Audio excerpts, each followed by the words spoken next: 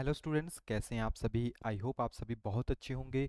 और आप ही की डिमांड के ऊपर Himachal Pradesh teaching eligibility test के लिए हम मैथमेटिक्स का क्विक रिवीजन आपके पास लेकर आए हैं, जिसमें हम आपके पास बात करेंगे मैथमेटिक्स के इम्पॉर्टेंट टॉपिक्स की।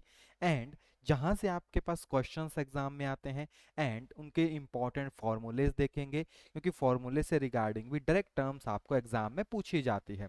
तो यहाँ से आपका जितना भी सिलेबस है वो पूरा का पूरा हम कवर करेंगे। तो स्टार्टिंग के 3-4 मिनट में हम सिलेबस देखेंगे कि किस तरह का सिलेबस आपके पास रहता है, एंड उसके बाद हम कुछ क्वेश्चंस भी यहाँ पे लगाएंगे।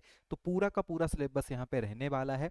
हो सकता है वीडियो थोड़ी सी लंबी हो, और आपको पता है अभी थोड़ा मैथ्स का लेवल जो है एकदम बेसिक से आ रहा है, कभी हार्ड भी हो जाता है। तो 30 आप आराम से निकाल सकते हो अगर आप अपने बेसिक्स को मैथमेटिक्स में अच्छे कर लेते हो। तो आइए ज़्यादा समय ना लेते हुए इस वीडियो को शुरू करते हैं।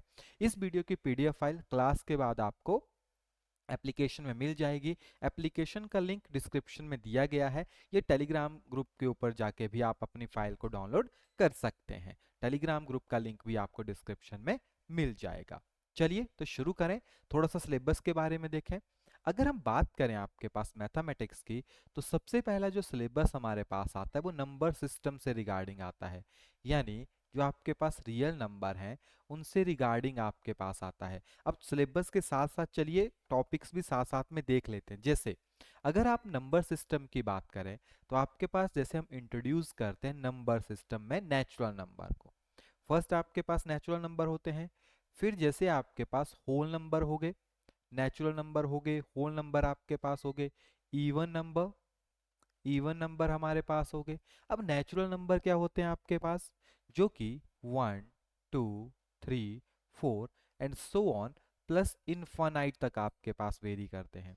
होल नंबर क्या होते हैं आपके पास, वो नंबर जो कि 0 से शुरू होके और आपके पास प्लस इनफाइनाइट तक वेरी करते हैं। यानी जैसे हम बात कर रहे हैं तो 0 is a whole number. Yes, क्या 0 आपके पास नेचुरल नंबर है? नहीं, 0 आपके पास कोई भी नेचुरल नंबर नहीं होता है। इवन नंबर की बात करें तो ऐसे नंबर जैसे 2, 4, 6, 8, ऐसे नंबर जो आपके पास जो है वो 2 से डिवाइड हो जाते हैं कंप्लीटली, उसको बोलते हैं इवन नंबर। और इसी का उल्टा है आपके पास ऑड नंबर। ऑड नंबर क्या होंगे, जो कि आपके पास x/2 और 2 से प्रॉपरली डिवाइड नहीं होते, जैसे 1, 3, 5, 7 एंड सो ऑन। तो इनको क्या बोलते हैं हम यहाँ पे आपके पास, इनको आप बोल सकते हो odd numbers. Clear. Next term आती है इंटीजर्स।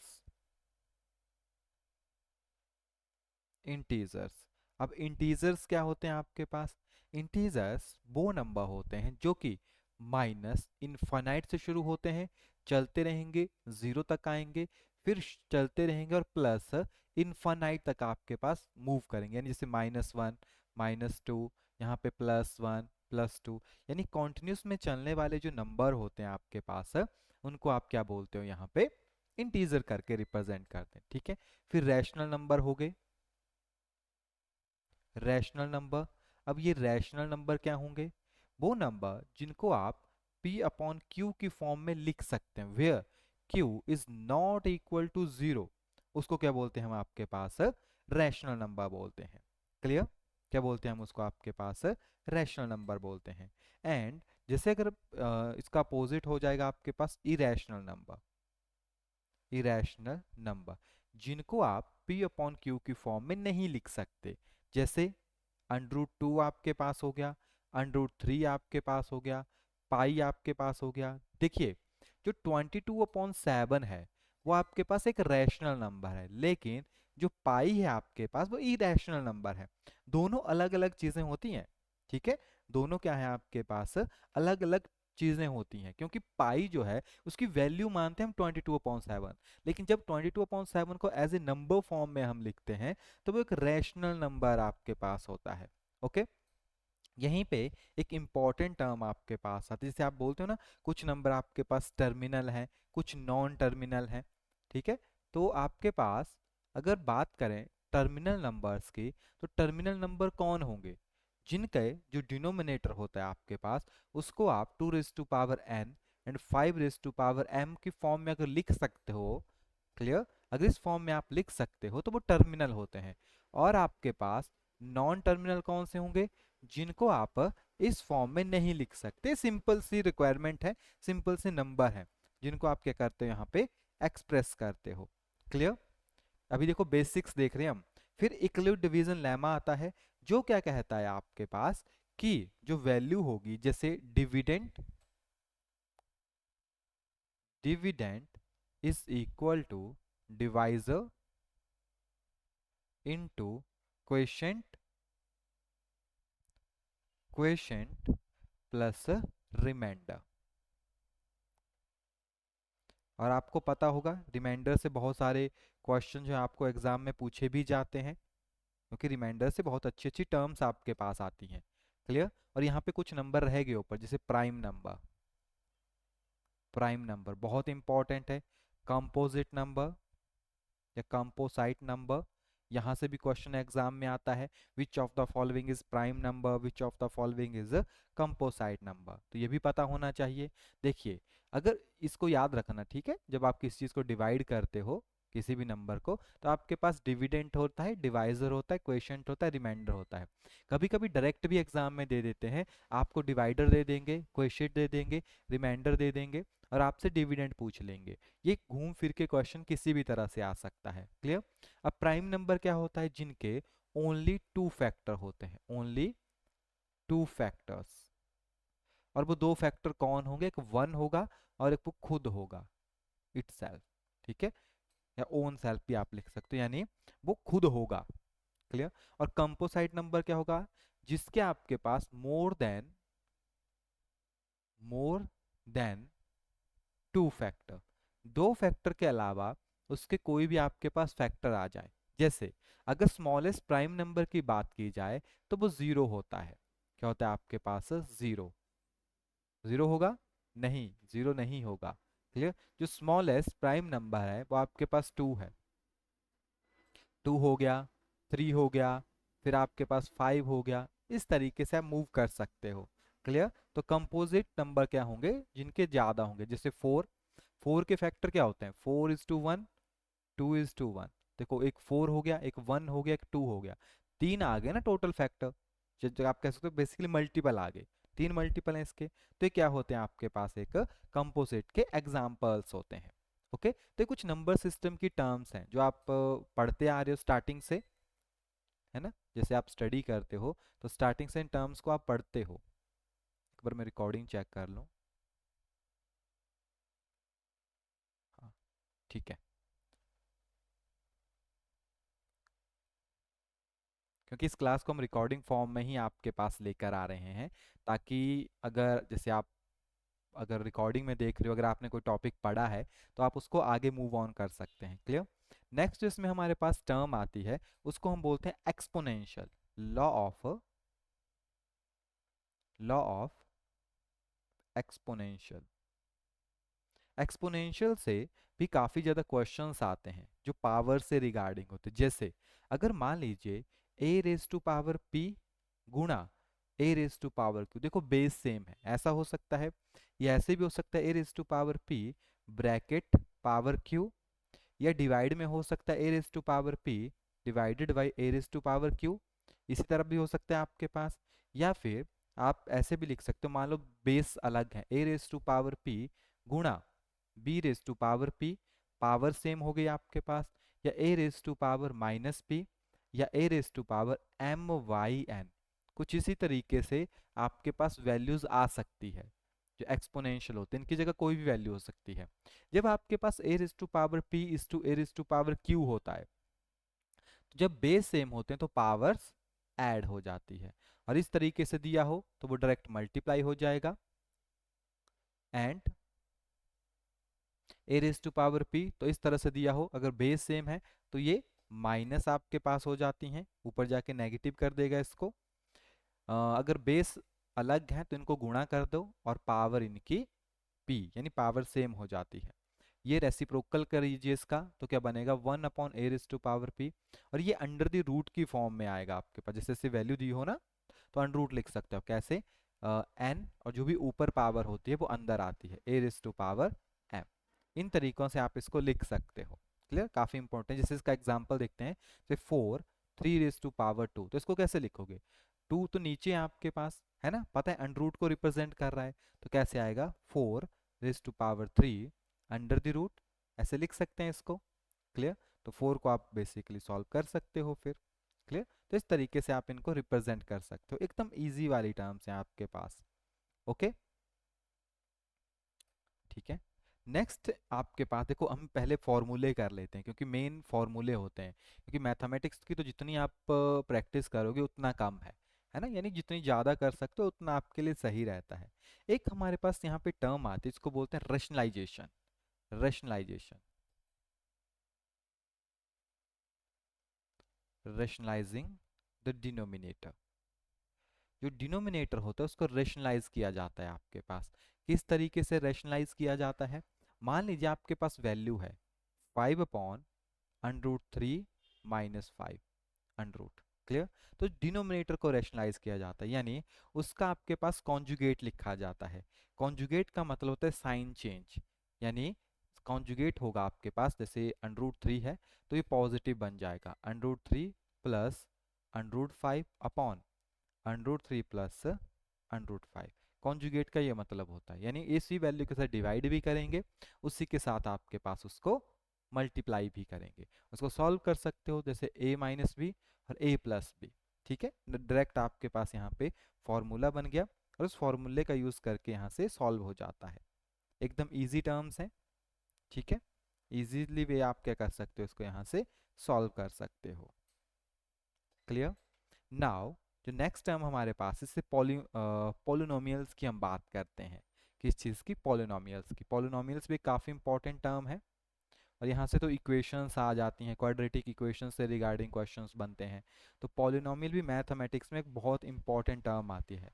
जैसे इसमें आप बात करते हो डिग्री की, किसकी कितनी डिग्री है आपके पास, डिग्री ऑफ ए पॉलिनोमियल, है ना। जैसे एक एग्जांपल लेते हैं, 3y² minus 5y2 y plus 7। अगर मैं इसमें बात करूं कि इस पॉलिनोमियल की डिग्री कितनी है, तो मैं देखता हूँ हाईएस्ट पावर, ये वाली जो भी आपके पास वेरिएबल्स हैं उनकी हाईएस्ट पावर कितनी है। तो यहाँ पे तो 1 है, यहाँ पे 2 है, तो इसकी जो डिग्री आएगी वो 2 आएगी।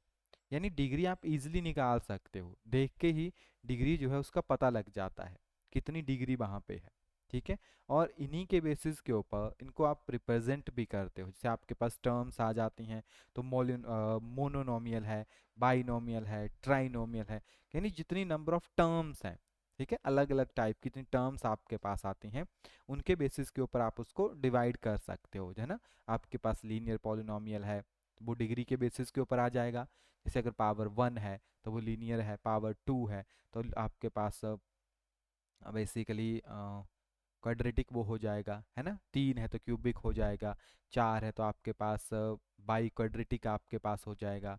इसी तरीके से डिफरेंट डिफरेंट वे में आप उनको क्या करते हो, रिप्रेजेंट करते हो। ठीक है, तो उसको आप देख लेना। पॉलिनोमियल इजी टर्म्स हैं आपके पास, इजीली आप पॉलिनोमियल्स की जो वैल्यू वो निकाल सकते हो, यानी आप उसको on the basis of degree या on the base of terms आप उनको क्या करते हो, एक्सप्लेन करते हो। डिग्री में जैसे 1 हो सकता है, 2 हो सकता है, 3 हो सकता है, 4 हो सकता है, और 0 भी हो सकता है आपके पास। कितना हो सकता है? 0। जैसे आपके पास अगर पूरा का पूरा पॉलिनोमियल की वैल्यू ही 0 आ जाए, तो वो क्या होगा आपके पास, यानी कॉफिशिएंट है इक्वल टू 0 बन रहा है, तो वैल्यू आपके पास 0 आ जाएगी, है ना। और अगर पावर 1 है, पावर 2 है, पावर 3 है, पावर 4 है, तो पावर 1 के ऊपर आप रिप्रेजेंट करते हो, जैसे लीनियर हो गया, लीनियर पॉलिनोमियल हो गया, आपके पास क्वाड्रेटिक हो गया, आपके पास क्यूबिक हो गया, और आपके पास बाई क्वाड्रेटिक। इस तरीके से आप उनको रिप्रेजेंट कर सकते हो। ओके, इसमें जो मेन इंपॉर्टेंट टर्म होती है वो होती है जीरोस, पॉलिनोमियल के जीरो, क्योंकि फैक्टर बनाना और जीरोस एक दो इंपॉर्टेंट टर्म्स आपके पास आ जाती हैं। जीरोस निकालते कैसे हैं, अगर आप निकालना चाहें तो मान लीजिए आपके पास कोई पॉलिनोमियल है ना, कोई लीनियर वाला एग्जांपल ले लो जैसे, लेकिन आपको लीनियर से तो आएगा नहीं, आपको क्वाड्रेटिक से आएगा। तो क्वाड्रेटिक ही देखते हैं सिर्फ, जैसे a x² plus B of x plus C is equal to 0, यही आपके पास होता है मेनली। तो अगर मान लीजिए आपके पास अल्फा एंड बीटा क्या है आपके पास, इसके फैक्टर्स हैं यानी इसके जीरोस हैं। देन जो आपके पास सम होता है जीरोस का, ये भी पूछा जाता है, अल्फा प्लस बीटा। तो अल्फा प्लस बीटा की वैल्यू आती माइनस बी अपॉन ए, क्लियर, बी अपॉन ए। और अगर आपके पास इनका प्रोडक्ट निकालना हो तो इनके प्रोडक्ट की वैल्यू होती है सी अपॉन ए। देखो ए नीचे सेम है, ऊपर बी और सी आ गया, क्लियर। इस तरीके से आप क्या कर सकते हो, इनकी वैल्यूज को फाइंड आउट कर सकते हो। ये तो हो गया आपके पास क्वाड्रेटिक के, क्योंकि पावर 2 है। अगर पावर 3 हो जाए फिर, जैसे a raise to power x, sorry a x cube plus b x square plus c of x plus d. ठीक है, ये आपके पास बन गई इक्वेशन। और हमेशा याद रखना ए कभी भी इक्वल टू जीरो नहीं हो सकता, क्योंकि वो जीरो हो जाएगा फिर आपके पास, है ना, on the basis of terms conditions. Then अगर ये आपके पास यहाँ पे कंडीशंस हैं तो जीरोस कैसे आएंगी, तो आपके पास सेम वही टर्म्स। अगर प्रोडक्ट एडिशन निकालना हो, अल्फा बीटा गामा मान ली, तो होगा माइनस बी अपॉन ए। ऊपर भी माइनस बी अपॉन ए था, यहाँ पे भी माइनस बी अपॉन ए, कोई चेंज नहीं है। चेंज आएगा जब इनका प्रोडक्ट होगा, जैसे alpha beta plus beta gamma plus gamma alpha. तो अब होगा आपके पास सी अपॉन ए, यानी नेक्स्ट वाली टर्म आ गई बी अपॉन ए, सी अपॉन ए।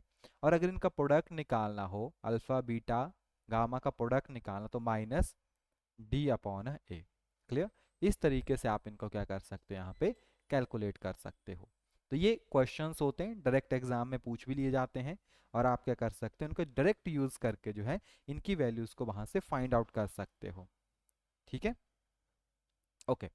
नाउ हमारे पास दो टर्म्स और आती हैं, जिनको देखो ये डायरेक्ट टर्म्स है सारी, है ना।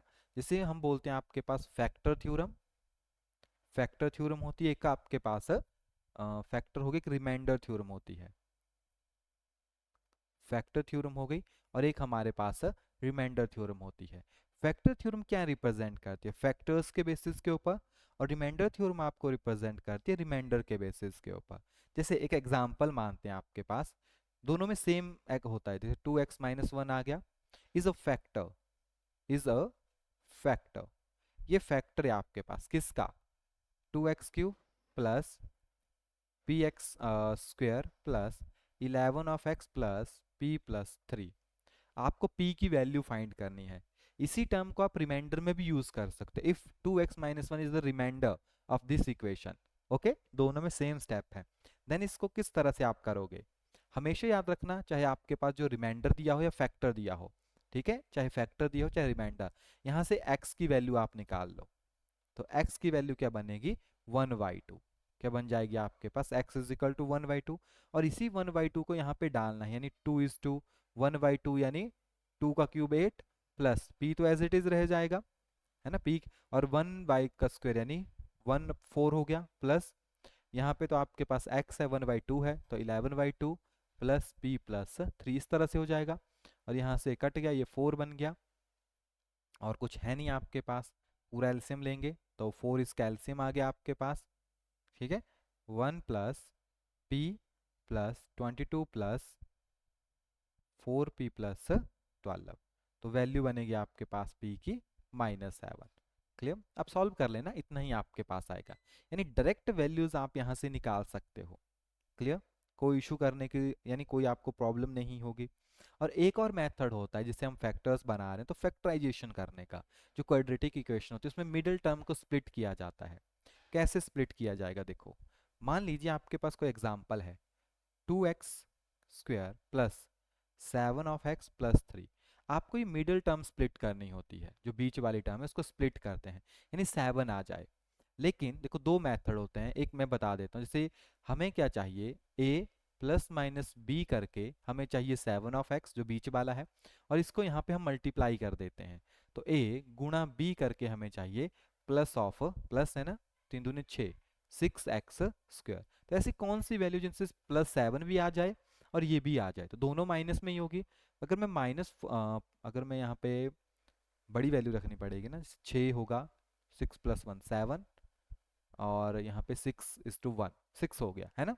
तो आपके पास 6:1 और x लगा दो, तो 7 ऑफ x भी बन जाएगा, और मल्टीप्लाई करेंगे तो 6x स्क्वायर भी बन जाएगा, यानी स्प्लिट कर दिया, तो 2x स्क्वायर आपके पास स्प्लिट करके बीच में आ गया, 6 of x प्लस x+3 हो गया, 7 भी बन गया और लास्ट वाली कंडीशन भी सेटिस्फाई हो गई। बस कॉमन निकाल लो, यहां से अगर 2 कॉमन निकालें तो अंदर बचेगा x+3, ये है ना। तो 3 तो ये फिर सेम नहीं आएगा, तो 2x और x से निकाल लो, है ना। 2 और x से निकाल लो, तो x बाहर निकाल लेते हैं। अगर x बाहर निकालो तो अंदर बचेगा 2x+1, ये बच गया। और दूसरे में से निकाल लूँ तो दूसरे से मैं 3 निकाल लेता हूँ बाहर, तो यहाँ पे बचेगा 2x+1, हो गया। एक बन गई 2x+1 और एक आपके पास बन गया x+3। तो स्प्लिट कर दी इनको, अगर आप फिर से करोगे तो ये इसी इक्वेशन में कन्वर्ट हो जाएंगे। सिंपल सी इक्वेशन से, यानी फैक्टराइज करके आप नॉर्मली इनको क्या कर सकते हो, यहाँ से सॉल्व कर सकते हो। ओके, और इन्हीं को सॉल्व करने के लिए कुछ आइडेंटिटीज आपके पास होती हैं, जिनको अलजेब्रिकल एक्सप्रेशन या आइडेंटिटीज आपके पास बोलते हैं। जैसे x+y², तो क्या होगा, x² + 2xy + y²। फिर होता है x-y²। ये डायरेक्ट एग्जाम में पूछी जाती हैं आपके पास आइडेंटिटीज, और एकदम आसान है क्योंकि आप छोटी क्लासेस इनको पढ़ते आ रहे हो, तो ज़्यादा हम इनमें टाइम नहीं लगाएंगे। यहाँ पे x लिखा हुआ है, कभी कभी आपके पास a एंड b भी आपने पढ़े होंगे, बहुत से बच्चों से a b करके भी पढ़ा होता है। एक होती है आपके पास x+a और एक होती है x+b। कुछ न्यू आइडेंटिटीज भी ऐड होगी, तो इसका होगा x² + a+b x+ab। एक क्यूब वाली होती है जैसे x+y+z का क्यूब। हाँ, पहले स्क्वायर वाली लिख लो, स्क्वायर की। तो क्या होगा, x² + y² + z², अब 1/1, 2xy + 2yz + 2z(x). ठीक है, सिंपल है आपके पास। फिर एक और आपके पास जैसे x-y², या आपके पास x+y²। दो आइडेंटिटीज ये होती है। फॉर्मूले क्या होते हैं आपके पास, x³ - y³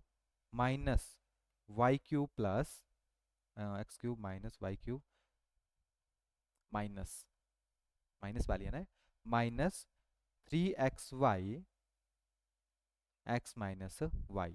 और इसका उल्टा हो जाएगा, x³ + y³ + 3xy and x+y। बाकी आप चाहो तो इसको अंदर मल्टीप्लाई करके भी आ जाता है, ये इसे अंदर जाएगा तो क्या बनेगा, -3x²y, है ना, और आगे जाके प्लस हो जाएगा। तो दो आइडेंटिटीज काफी इंपॉर्टेंट है। एक और है आपके पास जैसे x³ - y³ हो सकती है, या फिर x³ + y³। क्या बनेगा आपके पास, x³ का होता है x-y, bracket open, x² + xy + y², और इसकी होती है आपके पास x+y x² - xy + y²। ये आइडेंटिटीज याद रखना, काफ़ी इंपॉर्टेंट आइडेंटिटीज है और एग्जाम में पूछी भी जाती हैं। ओके, डायरेक्ट आने वाली आइडेंटिटीज होती है ये। एक और है हमारे पास जैसे x³ + y³ + z³ -3xy। तो इसका क्या बनेगा, इसका बनता है x+y + z, bracket x² + y² + z² -xy -yz z(x). बाकी आप चाहें तो अंदर मल्टीप्लाई करके इसको और ज़्यादा सॉल्व कर सकते हैं। ठीक है, चॉइस इज योर्स। बाकी अगर मान लीजिए आपके पास जैसे पूरी वैल्यूज लिखी है, अगर x+y+z की वैल्यू मान लो 0 हो जाती है, देन तो ये तो 0 बन जाएगा, है ना। तो हमें कुछ वैल्यूज यहाँ से पहले कॉमन निकालनी पड़ती है बाहर, क्योंकि यहाँ पे ना, नहीं तो ये पूरे को ही 0 कर देगा, क्योंकि मल्टीप्लाई करोगे आप तो अगर ये 0 हो जाए तो डायरेक्टली 3xy के बराबर हो जाता है। यानी इफ x+y+z = 0, तो यहीं पे भी डाल सकते हो 0, तो माइनस बन गया। तो यहाँ से अगर मैं निकालूं तो वैल्यू कितनी बनेगी, तो यहाँ पे आपके पास x³ + y³ + z³ की वैल्यू आपके पास बनती है 3xyz। ठीक है, सिंपल सी टर्म है आपके पास, इसको आप यहाँ से याद रखना। क्लियर। बाकी इन इक्वेशंस को सॉल्व करने के लिए जैसे सब्स्टिट्यूशन मेथड हो गया, एलिमिनेशन मेथड हो गया, क्रॉस मल्टीप्लिकेशन मेथड्स हो गया, वो मेथड्स आप डायरेक्टली यहाँ पे अप्लाई कर सकते हो। वो सिंपल वाले मेथड आपके पास होते हैं। ओके, बाकी आपके पास जैसे स्पीड हो गई, है ना, आपके पास डिस्टेंस हो गया, आपके पास वर्क हो गया, आपके पास टाइम हो गया, आपके पास ट्रेन हो गई, इनसे रिगार्डिंग क्वेश्चन पूछे जाते हैं एग्जाम में। कोई ऑब्जेक्ट है, स्पीड कवर कर रहा है, तो आपका तो स्पीड होती है डिस्टेंस अपॉन टाइम, तो यहाँ से स्पीड, डिस्टेंस, टाइम सारी चीज़ें निकल जाती है। वर्क का केस आ सकता है कि आपके पास कोई एक वर्क है, वो किसी पर्टिकुलर काम को किया जा रहा है ना, तो आपको पता है जैसे वर्क का, जैसे मैन है आपके पास, कोई भी काम कर रहे हैं, टाइम हो गया या डेज आपके पास हो गया, और वर्क टू होता है, और आगे M2, T2, D2 और वर्क वन होता है। इसी फॉर्मूले का हम यूज़ करते हैं, क्योंकि आपको पता है कि नंबर ऑफ एम्प्लॉयज़ बढ़ेंगे तो काम जो है वो जल्दी ख़त्म होगा, तो वो एक दूसरे के हमेशा क्या रहते हैं, इन्वर्सली रहते हैं। ट्रेन के भी सेम होते हैं, ट्रेन की स्पीड हो गई, किसी प्लेटफॉर्म को क्रॉस कर रही है तो कितना टाइम लगेगा, इसी तरह के क्वेश्चंस आपको देखने को मिलते हैं। और इसी में काफ़ी इंपॉर्टेंट टर्म आती है AP, अर्थमेटिकल प्रोग्रेशन, जो कि एक सीक्वेंस को बताता है, जो एक फिक्स सीक्वेंस चलता है आपके पास। ठीक है, इसमें A जो है वो फर्स्ट टर्म होती है, क्या होती है आपके पास, फर्स्ट टर्म होती है आपके पास। A2 जो वो सेकंड होती है, और इसमें D जो है वो कॉमन डिफरेंस हो गया, कॉमन डिफरेंस आपके पास हो गया। L या AN वो आपके पास लास्ट टर्म होती है, क्या होती है, लास्ट टर्म। और N जो होता है वो होता है number of terms, number of terms. और S होता है, SN होता है आपके पास सम, यानी जो टोटल टर्म्स हैं आपके पास उनका सम कितना है। तो इसी के बेसिस के ऊपर फॉर्मूले बनते हैं। पहला होता है AN is equal to A plus N-1D। एक तो ये फॉर्मूला आ जाता है ना, आपके पास टोटल नंबर ऑफ टर्म्स निकाल सकते हो, D निकाल सकते हो, सारी वैल्यू यहाँ से आप क्या कर सकते हो, कैलकुलेट कर सकते हो। ओके, आसान सा फॉर्मूला है, इसका यूज करके। नाउ यहाँ पे आपके पास सम से रिगार्डिंग आ जाते हैं, that is SN is equal to N/2 2A N-1D। एक ये हो गया। या फिर अगर आपके पास लास्ट वैल्यूज दी हो कि लास्ट वाली ये वैल्यू है, टोटल वैल्यू है, तो आप सम भी निकाल सकते हो। आपको अभी बताया जो AN है या L है वो लास्ट टर्म होती है। अगर आपको लास्ट टर्म दी हो तो क्वेश्चन करना आपके लिए और ज़्यादा आसान हो जाता है, आसानी से आप क्या कर सकते हो, इसको वहाँ पे सॉल्व कर सकते हो। ओके, यहाँ से बहुत से क्वेश्चंस और बहुत सी टर्म्स आपके पास ड्राइव हो जाती है, जैसे sum of n terms, sum of n natural number, sum of first odd number, sum of first n square, वो सारी वैल्यूज आपके पास AP की हेल्प से आप क्या कर सकते हो, कैलकुलेट कर सकते हो। बहुत इजी सी टर्म्स हैं आपके पास जो वहाँ पे ड्राइव होती हैं। ओके, अब कुछ ट्रिग्नोमेट्री के देखें। जैसे आप ट्रिग्नोमेट्री की बात करते हो, आगे जाके वो फॉर्मूले भी हम आपको बताएंगे। ठीक है, कुछ टर्म जैसे सीक्वेंस में हमारे पास आ रही हैं तो उनके बेसिस के ऊपर हम आपको थोड़ा सा यहाँ पे बता रहे हैं। फिर जैसे ट्रिग्नोमेट्री की बात करें तो आपको पता है राइट एंगल ट्रायंगल से बहुत सारे क्वेश्चंस आपके पास आते हैं, जहाँ पे पाइथागोरस थ्योरम में काफ़ी इंपॉर्टेंट रोल अपना निभाती है।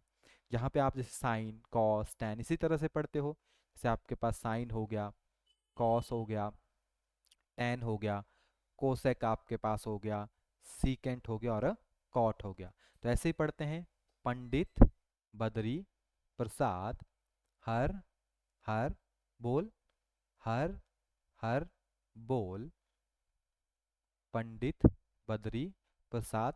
इसी तरह से हम स्टडी करते हैं, है ना, एक सीक्वेंस हमारे पास जो बना हुआ है ताकि चीज़ें आसानी से समझ आ सके।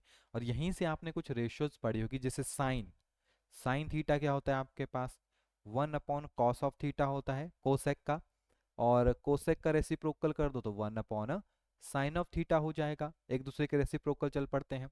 यही अगर कॉस ऑफ थीटा की बात करें तो 1/सीकेंट थीटा हो जाता है, तो आपके पास सीकेंट थीटा क्या हो जाएगा, 1/cos ऑफ थीटा। यानी अगर आपको कुछ वैल्यूज पता है ना तो बाकी वैल्यूज अपने आप निकल जाती है, इसलिए हम ज़्यादा साइन और कॉस की वैल्यू याद रखते हैं, क्योंकि टैन की भी यहाँ से निकल जाती है, और साइन की वैल्यू पता होगी तो कोसेक की निकल जाएगी, कॉस की पता होगी तो सीकेंट की निकल जाएगी, और टैन की पता होगी तो कॉट की निकल जाएगी। क्यों? क्योंकि आपके पास जो कॉट ऑफ थीटा होता है वो 1/tan ऑफ थीटा होता है, तो आपके पास जो tan ऑफ थीटा होगा वो क्या होगा, 1/cot ऑफ थीटा होगा। और tan और cot के रिलेशंस भी हैं आपके पास, कौन से, जैसे tan थीटा क्या होता है आपके पास, sin theta by cos of theta, okay. और आपके पास जो cot थीटा है वो होता है आपके पास cos theta by sin of theta. तो मैं ऐसे लिख सकता हूँ ना आपके पास, tan is equal to 1/cot theta, कोई इशू तो आएगा ही नहीं। तो यही तो रिलेशन है, ये घूम फिर के बना हुआ है आपके पास, है ना। यहाँ से डायरेक्ट टर्म्स आपको एग्जाम में आती है और इन्हीं के बेसिस के ऊपर इनका टेबल आपके पास ड्रॉ हो जाता है। कैसे, sine theta, cos of theta, tan theta, cot theta, आपके पास सीकेंट थीटा, ये ऊपर नीचे लिख दिए लेकिन कोई इशू नहीं है, ठीक है। और जो वैल्यूज लिखी उसी के, तो यहाँ पे ऐसे ट्रिक बना सकते हो आप। पहले देखो यहाँ पे 0 डिग्री, 30 डिग्री, 45 डिग्री, 60 डिग्री और 90 डिग्री, इस तरीके से बना सकते हो। अब यहाँ पे लिखो 0/4 under the root, 1/4 under the root, 2/4 under the root, 3/4 under the root और 4/4 अंडर, बस ऐसे लिखो। देखो इसको डिवाइड करोगे जीरो ही आएगा, जीरो। इसका बनेगा 1/2, क्योंकि 4 का 2 हो गया, यहाँ से कट गया 1/2 अंडर द रूट, तो 1/√2, क्योंकि 2 का अंडर रूट तो यही रहेगा। यहाँ पे करो √3 आ गया, नीचे 2 आ गया और ये कट गए तो 1। इसी का उल्टा यहाँ पे आ जाएगा 1√3/2, 1/√2, 1/2 और 0, है ना। फिर tan की वैल्यू कैसे निकलेगी, साइन अपॉन कॉस कर दो, साइन अपॉन कॉस, तो इसको अगर बटे में करेंगे तो क्या बनेगा आपके पास, के डिवाइड होगा, हो जाएगा 0, और 1 को इसके साथ डिवाइड करोगे तो इनफाइनाइट आएगा।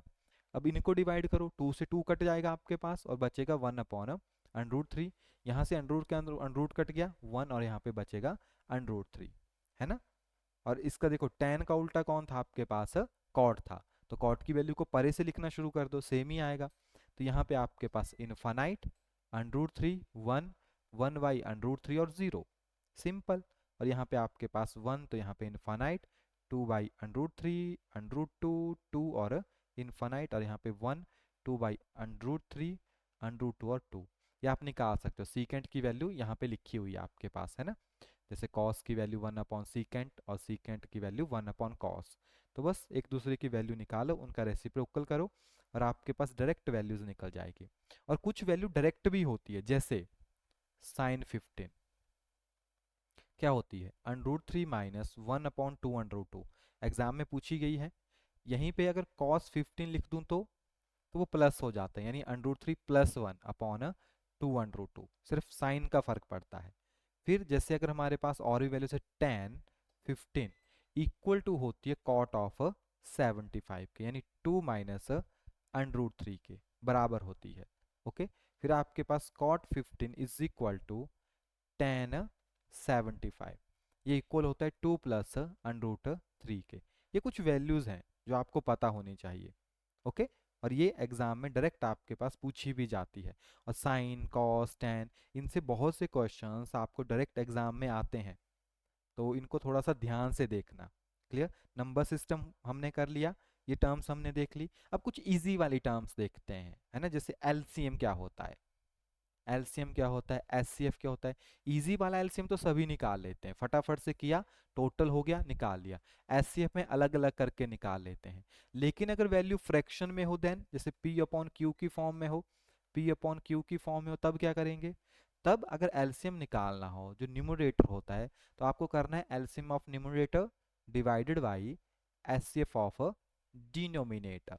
और अगर एचसीएफ निकालना हो तो उल्टा, तो आपके पास होगा HCF of numerator divided by LCM of denominator, बस इतना सा काम है। यानी आपको क्या करना है, इस फॉर्मूले को अप्लाई कर दो। एलसीएम निकालना हो तो एलसीएम लिख दो ऊपर, अगर आपको एचसीएफ निकालना है तो एचसीएफ लिख दो, ठीक है। बाकी कोई भी चेंज आपके पास नहीं आएगा। और एचसीएफ तो पता ही है सबको कि किस तरह से निकाला जाता है ना। और हमने एक चीज देखी कि ये फ्रैक्शंस हैं, और फ्रैक्शन से भी बहुत ज़्यादा क्वेश्चंस आपको एग्जाम में पूछे जाते हैं। डिफरेंट टाइप की फ्रैक्शंस हमारे पास प्रेजेंट है, कौन कौन सी, जैसे proper proper fraction. Proper fraction क्या होती है, जैसे 1/2, 3/4, जिनका डिनोमिनेटर क्या होता है आपके पास, बड़ा होता है, ठीक है। डिनोमिनेटर क्या होगा, बड़ा होगा। इम्प्रॉपर क्या होगी, अगर मैं इसे लिख दूं ना, उसको पी बाई क्यू की फॉर्म है, where P is greater than Q, यहाँ पे Q is greater than P, ये कंडीशंस है इनकी। क्लियर, जो डिनोमिनेटर बड़ा होगा, इम्प्रॉपर में डिनोमिनेटर छोटा होता है, उसको बोलते हैं आपके पास इम्प्रॉपर। फिर डेसिमल, डेसिमल फ्रैक्शन जिसके नीचे जो है वो ऐसे नंबर हो। क्लियर, जैसे आपके पास जो नंबर चाहे 100 हो जाए कोई बात नहीं, ये डेसिमल फ्रैक्शन होती है। क्लियर, नहीं, नेक्स्ट हमारे पास आती है like and unlike. Like fraction, like fraction जिसका डिनोमिनेटर सेम हो, ऐसी फ्रैक्शंस जिनका डिनोमिनेटर सेम होता है उनको हम आपके पास बोलते हैं लाइक फ्रैक्शन। ओके, क्या बोलते हैं उनको हम आपके पास, लाइक फ्रैक्शन करके रिप्रेजेंट कर। अनलाइक क्या होंगे, अनलाइक फ्रैक्शन क्या होगी, जिनके डिनोमिनेटर अलग होंगे, जैसे यहाँ पे 17 हो गया, यहाँ पे 19 हो गया, यानी जिनके डिनोमिनेटर जो है वो अलग होते हैं। क्लियर, फिर इक्विवेलेंट, देखो इक्यू होता है बराबर, जो बराबर हो, जैसे 2/4 हो गया आपके पास, फिर 6/12 हो गया, बात तो एक ही है, इनको काटेंगे तो 1/2 ही आएगा। फिर आपके पास 8/16 हो गया, तो इनकी अगर आप सॉल्व करोगे ना, जैसे इसको सॉल्व करोगे तो 1/2, इसको भी सॉल्व करके 1/2, इसको भी सॉल्व करके 1/2। ऐसी फ्रैक्शंस जिनको काटा पीटी करके आपके पास एक ही बराबर आंसर आ रहा है, उसको हम आपके पास बोलते हैं इक्विवेलेंट। क्या बोलते हैं उनको, इक्विवेलेंट फ्रैक्शन करके रिप्रेजेंट करते हैं। इजी टर्म है, ठीक है। क्या बोलेंगे उनको हम आपके पास, इक्विवेलेंट फ्रैक्शन बोलते हैं।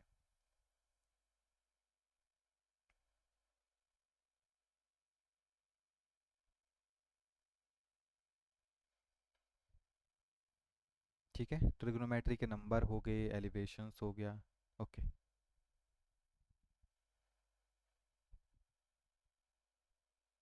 टाइम वर्क का भी हो गया आपके पास, है ना। अब आपके पास यहाँ पे थोड़ा सा शेप के बारे में देखते हैं, क्योंकि आपको डायग्राम से भी बहुत ज़्यादा क्वेश्चंस पूछे जाते हैं। ठीक है, जैसे एरिया, वॉल्यूम, तो डिफरेंट डिफरेंट शेप्स आपके पास होती हैं जहाँ से क्वेश्चंस आते हैं। जैसे रेक्टेंगल, रेक्टेंगल आपको पता है ऐसी शेप जो कि इस तरीके से, उसको बोलते हैं रेक्टेंगल, जिसमें लेंथ ब्रेड्थ होती है। तो ये उसका हो गया डायगोनल, ये डायगोनल हो गया आपके पास। तो अगर इसका पैरामीटर निकालना हो, मैं पी लिखूंगा शॉर्ट में, ठीक है।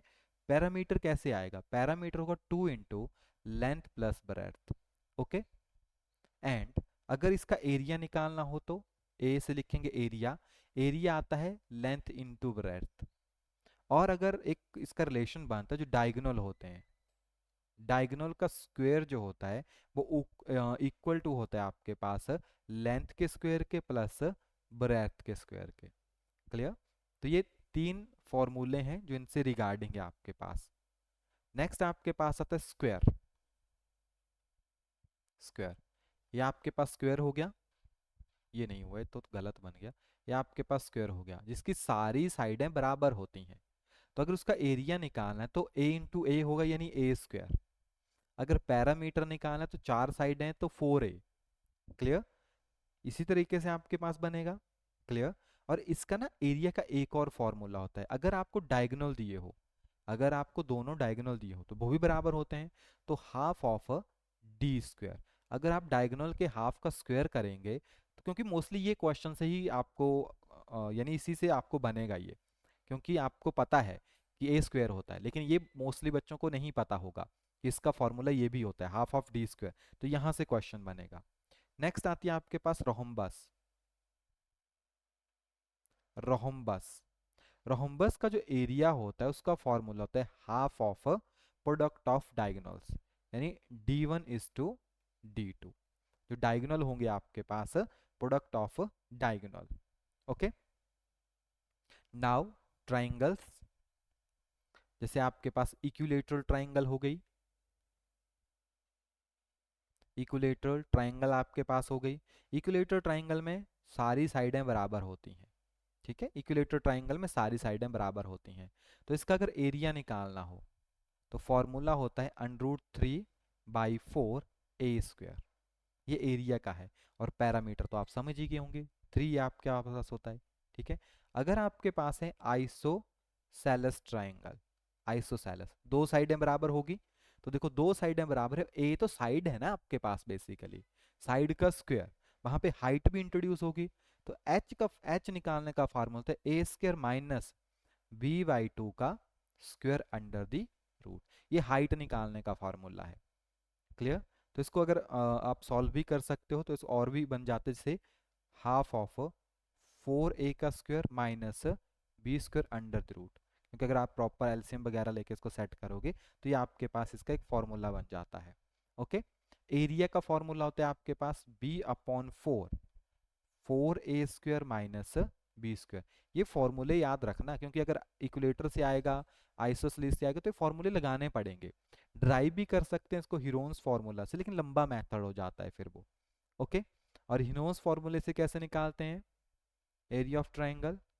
हिरोन्स फार्मूले से तो वहां पे आपके पास होता है under root s, s minus a, s minus b और एस माइनस सी। अगर आपको नहीं याद रह रहे हैं ऊपर वाले जैसे इक्वेलेटर के आइसो, तो आप इस फॉर्मूले का यूज कर लो, लेकिन एस पता होना चाहिए। एस होता है a plus b plus c by two, क्योंकि एस से सेमी पैरामीटर, क्या बोलते हैं उसको, सेमी पैरामीटर करके रिप्रेजेंट कर, वो पता होना चाहिए। और अगर आपके पास हाइट दी गई है राइट एंगल ट्राइंगल में, तो आप निकाल सकते हो half into base is to height. यानी आपको अगर बेस का पता है, हाइट का पता है, तो आप डायरेक्टली भी इसका जो वैल्यू है उसको कैलकुलेट कर सकते हो। क्लियर? नेक्स्ट आता है ट्रेपीजियम। ट्रेपीजियम, ट्रेपीजियम एक ऐसी शेप होती है कुछ इस तरीके से, जिसमें दो साइडें जो है वो पैरेलल होती हैं, दो साइडें एंटी पैरेलल होती हैं। इक्वल होगी नहीं होगी वो नहीं पता, क्योंकि ऊपर वाली थोड़ी इक्वल है, वो तो पैरेलल है। तो इसका फॉर्मूला क्या होता है आपके पास, देखो एरिया का फॉर्मूला होता है half of sum of parallel sides, इसको मान लो ए और b, sum of parallel side into h. ठीक है, sum of parallel side into h. तो ये एरिया का फॉर्मूला है, half into a plus b into h. ठीक है, ये इससे आप ट्रेपीजियम से जो है इसका फॉर्मूला आप कैलकुलेट कर सकते हो। Okay, clear? नाउ कुछ वैल्यू सर्कल से रिगार्डिंग। अब आप सभी को पता है सर्कल तो ये रहा, इसमें रेडियस होता है और एक पैरामीटर होता है, और आर ए प्लस आर जो वो डायमीटर बनाता है। क्लियर? तो यहाँ पे अगर मैं पूछूं आपके पास सरकमफ्रेंस, क्योंकि पैरामीटर को बोलते हैं सरकमफ्रेंस, सरकमफ्रेंस का फॉर्मूला है 2 पाई आर, है ना। अब आर्क का पूछ लें, अगर इसमें कोई आर्क आपके पास बनी हुई, जैसे आर्क ए बी, ये मान लेता हूँ मैं आर्क ए बी, ये आर्क कितनी होगी आपके पास, तो ये होगा 2 पाई आर थीटा बाई 360, यानी कितना एंगल बना हुआ है और कितना उसका सरकमफ्रेंस है। ठीक है, ये आ गया आर्क का, ए आर सी, आर्क का। और एरिया का फॉर्मूला क्या होता है, एरिया का होता है पाई आर स्क्वायर। तो अगर मेरे को एरिया निकालना है, एरिया ए बी का, यानी जो आर्क ए बी है उसका एरिया निकालना, तो होगा पाई आर स्क्वायर थीटा बाई 360। तो कुछ वैल्यूज हैं जिनसे आप क्या कर सकते हो, इनको फाइंड आउट कर सकते हो। ओके, एक और होता है आपके पास फार्मूला एरिया ऑफ सेक्टर का। एरिया ऑफ सेक्टर से ए ओ बी मान लो, मैं इसको यहाँ पे ओ मान लूँ, तो इसके लिए फार्मूला होता है half is to A B is to R. तो ये कुछ फॉर्मूले हैं जो आपको पता होना चाहिए। और आप देखो 2D वाले फॉर्मूले, 3D वाले फॉर्मूले नहीं है। जैसे 3 डायमेंशन में ज्योमेट्री चली जाए तो 3 डायमेंशनल वाले फॉर्मूले नहीं है, ये 2D वाले हैं। 3D में क्या होगा, जैसे मान लो आपके पास कोई क्यूब हो गया, अब जो आपने स्क्वायर देखा ना, उसी को 6 बार जोड़ दो इस तरह से, तो क्या बन जाएगा आपके पास, एक क्यूब बन जाएगा, है ना। क्या बन जाएगा आपके पास, क्यूब बन जाएगा। और क्यूब की सारी साइडें बराबर होती हैं, तो अगर एरिया निकालना हो तो एक साइड का होता है ए स्क्वायर, 6 साइड का होगा 6 a स्क्वायर। क्या होगा आपके पास, 6 a स्क्वायर एरिया हो गया। इसमें तो कुछ सामान भी रख सकते हो आप, तो इसका वॉल्यूम क्या होगा आपके पास, वॉल्यूम होगा ए क्यूब। क्या होगा इसका वॉल्यूम आपके पास, ए क्यूब होगा।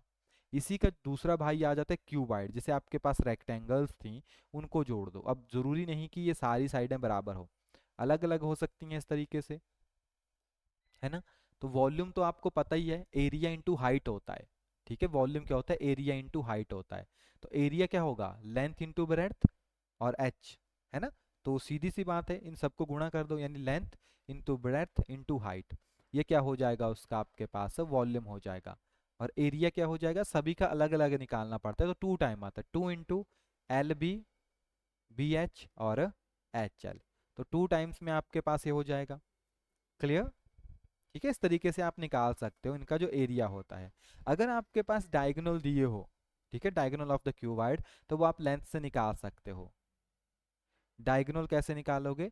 Diagonal is equal to L square plus V square plus S square under the root. तो आपके पास जो क्यूबॉइड है उसका डायगोनल निकल जाएंगे। क्लियर? नेक्स्ट होता है सिलेंडर। सिलेंडर सिलेंडर तो कुछ इस तरह की शेप है, इसमें कर्व सरफेस भी आपके पास होती हैं, फेसेस भी आपके पास होते हैं। तो इसका वॉल्यूम क्या होता है? वॉल्यूम होता है पाई आर स्क्वायर एच।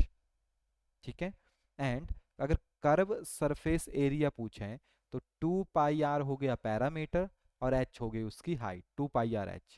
और टोटल सरफेस एरिया पूछें तो ऊपर है पाई आर स्क्वायर और 2 टाइम है, देखो ये पाई आर स्क्वायर प्लस, और कर्व सरफेस एरिया था 2 पाई आर एच। बाकी आप इनको रीअरेंज कर सकते हो, कोई टफ टास्क नहीं है। क्लियर? फिर आपके पास जैसे स्फीयर आ गया, गोला आ गया। अब स्फीयर्स के अंदर अगर वैल्यूज देखी जाए तो हेमिस्फीयर भी होता है, तोड़ भी सकते हैं, स्फीयर कुछ इसी तरह से होता है, इसमें रेडियस भी होता है आपके पास। तो स्फीयर का वॉल्यूम होता है 4/3 पाई आर क्यूब। ओके, एरिया होता है आपके पास 4 पाई आर स्क्वायर। वॉल्यूम हो गया 4/3। अब आधा करना होगा तो हाफ हाफ कर दो। ठीक है, अगर हाफ हाफ करना होगा तो इसका आधा कर दो। तो कुछ फॉर्मूले हैं जो आपको पता होने चाहिए, क्योंकि यहाँ से भी क्वेश्चंस आपको डायरेक्ट एग्जाम में आते हैं। डायरेक्ट का मतलब डायरेक्ट, तो थोड़ा सा आइडिया होना चाहिए किस तरीके से आपको इनको करना है और किस तरीके से यहाँ से क्वेश्चन पूछे जाते हैं। कुछ क्वेश्चन आपके पास जैसे प्रोबेबिलिटी हो गई, है ना, स्टैटिस्टिक्स आपके पास हो गई, जैसे आपके पास रेंज हो गई, रेंज पूछ लेते हैं आपके पास, मीन पूछ लेते हैं, मीन, मोड, मीडियन। ओके, ये कुछ टर्म्स होते हैं जो आपसे एग्जाम में पूछते हैं। मीन क्या होता है, मोड क्या होता है, आपके पास मीडियन क्या होता है।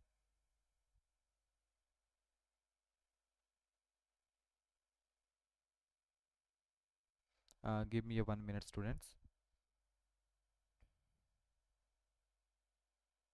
ओके, तो रेंज क्या होती है आपके पास? ये बेसिकली डिफरेंस होता है। रेंज क्या होती है आपके पास? डिफरेंस होता है। किस चीज़ का डिफरेंस होता है?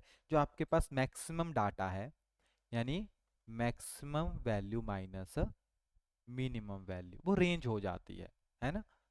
मीन क्या होता है? एवरेज, आपको एवरेज निकालनी है। मोड होता है maximum repeatable term, maximum repeatable term, सबसे ज्यादा जो वैल्यू दी है वो सबसे ज्यादा कौन सी रिपीट है। और मीडियन होता है सेंटर वैल्यू, क्या होती है आपके पास? सेंटर वैल्यू, जो सेंटर में वैल्यू होती है। तो ऑड नंबर में तो निकल जाती है सेंटर, जैसे मान लो 5 है टोटल वैल्यूज, तो पता है 1 2 3 4 5, तो ये सेंटर वाली है। लेकिन मान लो कि 6 आ जाए तो ये दो सेंटर वाली हो जाती है। तो इन दोनों को जोड़ो, डिवाइडेड बाई 2 करो। क्लियर? तो कितना हो गया? 7/2, और ये कट गया आपके पास तो 3.5। ठीक है, तो 7/2 या 3/3:5। इनका एक रिलेशन होता है, क्या कहता है? Mode is equal to 3 median, 3 median minus 2 mean. Clear? ये आपके पास कुछ वैल्यूज इनकी हो जाती है जो काफ़ी ज़्यादा इंपॉर्टेंट है। अब थोड़ा सा मैं सिलेबस के बारे में आपको बता दूं, क्योंकि यहाँ से देखो कुछ टर्म्स डायरेक्ट होती हैं। ये तो हमने बेसिक टर्म देख रहे हैं ना, जो एग्जाम में आते हैं, जो आपको पता हो, बेसिक मैथमेटिक्स से सारा। अब कौन सी टर्म है जो आपको पता होनी चाहिए? देखो, नंबर सिस्टम हो गया, इसमें आप पूरे पूरे नंबर पढ़ते हो, नंबर सिस्टम हो गया। पॉलिनोमियल आपके पास हो गए, पॉलिनोमियल की A to Z terms. Triangle आपके पास हो गई, ट्राइंगल के एरिया, फॉर्मूले, ट्रिग्नोमेट्रीज, रेशियोज आपके पास हो गई। मेंसुरेशन आपके पास हो गई, जिसमें आपके पास शेप्स होती हैं 2D 3D शेप्स आपके पास हो गई, है ना। प्रोबेबिलिटी, प्रोबेबिलिटी आपको पता है जो ऑब्जर्वेशंस होती हैं, है ना, उनसे आप निकालते हो। अर्थमेटिकल प्रोग्रेशन आपके पास हो गया। आपके पास बेसिक कैलकुलेशन जैसे ट्रेन की कैलकुलेशन हो गई, वर्क हो गया आपके पास, जो सिंपल से डिस्टेंस टाइम हो गई, है ना। फिर कंपाउंड इंटरेस्ट आपके पास हो गया, जिसका फॉर्मूला क्या होता है? Amount is equal to principal 1 + R/100 raise to power T, जो टाइम होता है। और एक सिंपल इंटरेस्ट आपके पास होता है, इसका फॉर्मूला होता है principal is to rate is to time by 100, है ना। तो ये फॉर्मूला एक ही हो गया, ये अमाउंट का फॉर्मूला होता है। तो कंपाउंड इंटरेस्ट कैसे निकलता है, सी आई होता है आपके पास अमाउंट माइनस प्रिंसिपल, ठीक है। तो बाद में इससे वैल्यू अमाउंट निकल जाता है, फिर आप प्रिंसिपल निकाल लेते हो। आपके पास प्रॉफिट लॉस के क्वेश्चंस हो गए, आपके पास परसेंटेज हो गई, ये भी एक काफ़ी इंपॉर्टेंट टर्म आपके पास आती हैं, कितना प्रॉफिट हुआ कितना, ये तो अपने माइंड से रिगार्डिंग आप कैलकुलेशन कर लेते हो, क्योंकि प्रॉफिट लॉस निकालना कोई बहुत टफ टास्क नहीं है ना। प्रॉफिट लॉस आसानी से निकल जाता है। नंबर सिस्टम हो गई, कंजुगेटिव नंबर्स क्या होते हैं, एडिक्टिव इनवर्स क्या होता है आपके पास, एडिक्टिव मल्टीपल इनवर्स क्या होते हैं आपके पास, क्लियर। फिर आपके पास और कौन सी टर्म्स आती हैं हमारे पास, एडिक्टिव इनवर्स हो गया, मल्टीपल प्रीडिसीजर हो गया, सक्सेसर्स हो गए, ये सारी देखो सिंपल सी टर्म है एकदम, जो छोटी क्लासेस में आपके पास पूछी जाती है वो सिंपल सिंपल सी टर्म है। तो मैथ्स कोई टफ टास्क नहीं है करना, और मैथ्स में बच्चे 30 आउट ऑफ 30 निकाल रहे हैं आजकल आराम से। क्या निकाल रहे हैं आपके पास, 30 आउट ऑफ 30। तो ये पीडीएफ फाइल सेव कर देंगे हम, यहाँ से बहुत से क्वेश्चंस आपको मिल जाएंगे। नेक्स्ट क्लास में यहाँ से आपको सिलेबस पता लग गया होगा, आपको इतना भी पता लग गया होगा कि आपको क्या क्या पढ़ना है। अगर आप एडिशन, ये हो गया बेसिक मैथ्स, हाई जाना चाहते हो तो जैसे इंटीग्रेशन के फॉर्मूले आपके पास हो गए, डिफरेंशिएशन के फॉर्मूले आपके पास हो गए, मैट्रिक्स का बेसिक्स आपके पास हो गया, और सेट का बेसिक, बस इनका थोड़ा थोड़ा बेसिक। बाकी जैसे आपके पास रिलेशन है, फंक्शन है, अगर यहाँ से क्वेश्चन आते हैं तो वो फिर हाई लेवल का पेपर हो जाता है, वो थोड़ा सा कॉम्प्लिकेशन में जाएगा। लेकिन जो नॉर्मल पेपर आजकल आ रहे हैं वो यहीं तक खत्म हो जाते हैं, प्रॉफिट लॉस तक एकदम आसान से बच्चों वाले क्वेश्चन, सिर्फ 10th क्लास का लेवल रह रहा है। तो आराम से आप मैथ्स में 30 आउट ऑफ 30 निकाल सकते हो, क्लियर। बाकी एडवांस पढ़ लेंगे, बहुत अच्छी बात है, थोड़ा सा फॉर्मूले देखने हैं, इंटीग्रेशन के, डिफरेंशिएशंस के हो गए, मैट्रिक्स हो गए, सेट क्या होता है ना। 3-4 घंटे की पूरा एक सिस्टम बना के कवर कर सकते हो, और आपके पूरे के पूरे नंबर यहाँ पे आ जाएंगे। तो चलिए, पीडीएफ फाइल में अपलोड कर दूंगा, वहाँ से डाउनलोड कर सकते हैं। बाकी थैंक यू।